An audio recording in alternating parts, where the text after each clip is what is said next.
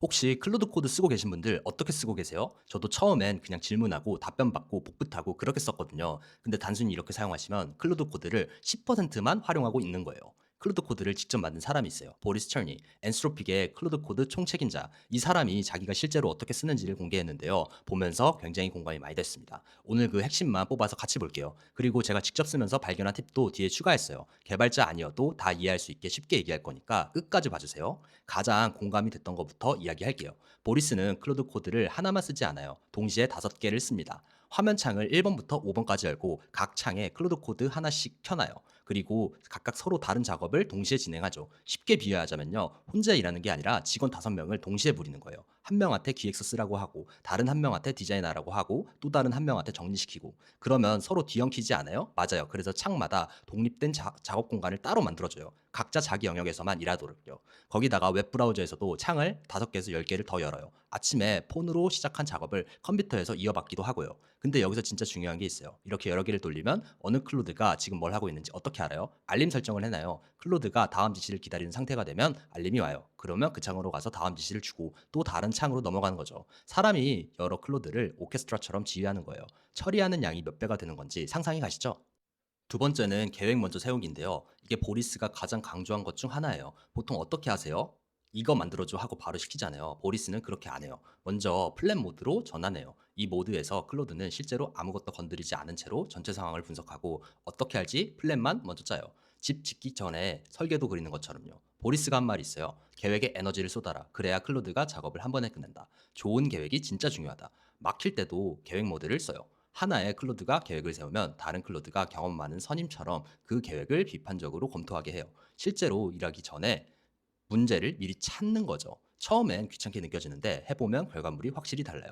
세 번째, 스스로 확인하게 해라. 이게 제일 중요합니다. 자, 이게 보리스가 가장 중요한 팁이라고 직접 말한 건데요. 클로드에게 항상 자기 작업을 스스로 확인할 수 있는 방법을 줘라. 이게 무슨 말이냐면요. 클로드가 작업을 마치고 나서 이게 맞는지 틀린지 스스로 점검할 수 있는 방법을 알려주라는 거예요. 요리사 비유로 설명할게요. 요리사한테 김치찌개 끓여줘라고 했는데 완성하고 나서 맛을 한 번도 안 본다면요. 그 요리사가 잘 만들었는지 어떻게 알아요? 당연히 본인이 맛을 봐야죠. 클로드도 마찬가지예요. 확인 방법을 안 주면 틀린 줄 모르고 완료했습니다. 라고 해버려요. 확인 방법을 주면 스스로 고칩니다. 보리스가 직접 한 말이에요. 클로드에게 확인 방법을 주면 최종 결과물 품질이 2에서 3배 향상된다.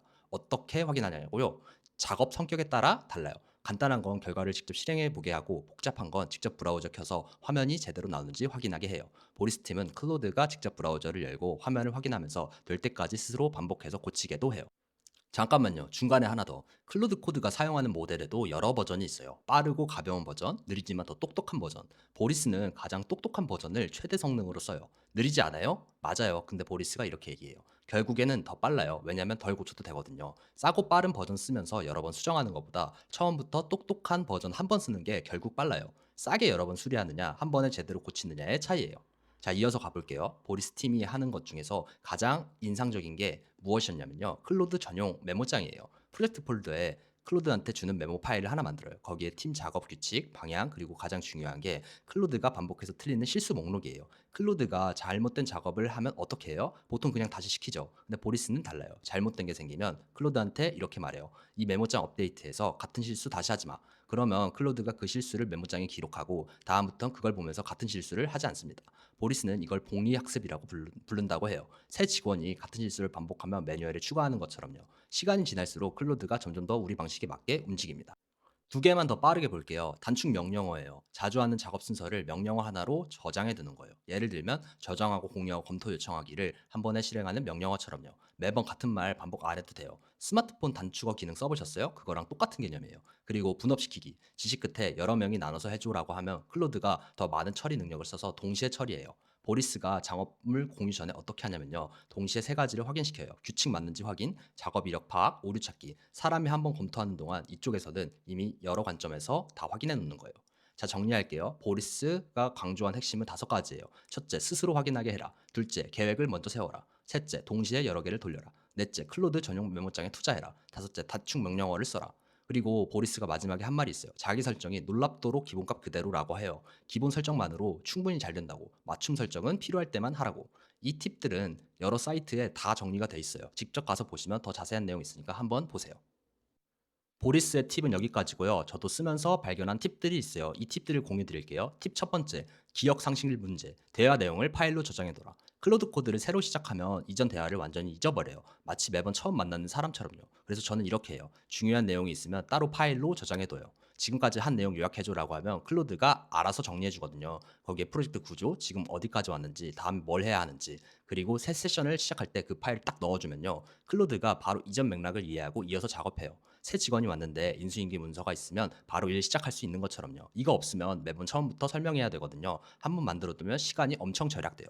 팁 두 번째, 큰 프로젝트는 영역별로 쪼개라. 도메인 분리. 프로젝트가 켜지면 클로드가 헷갈리기 시작해요. 이것저것 다 섞여서 엉뚱한 곳을 건드리기도 하고요. 그래서 저는 처음부터 영역별로 딱 나눠요. 예를 들면 결제 관련은 결제 폴더, 사용자 관련은 사용자 폴더, 관리자 관련은 관리자 폴더 이런 식으로요. 그리고 각 영역마다 클로드를 하나씩 배치해요. 결제 담당 클로드, 사용자 담당 클로드. 서로 남의 영역은 건드리지 않고 자기 영역에만 집중하는 거죠. 회사에서 인사팀이 재무팀 일에 끼어들지 않는 것처럼요. 딱 구분 넣으면 실수도 줄고 나중에 찾아볼 때도 훨씬 편해요. 팁 세 번째, 코드 짜기 전에 설계서 먼저. 근데 저는 Spec Driven Development, SDD 방식을 써요.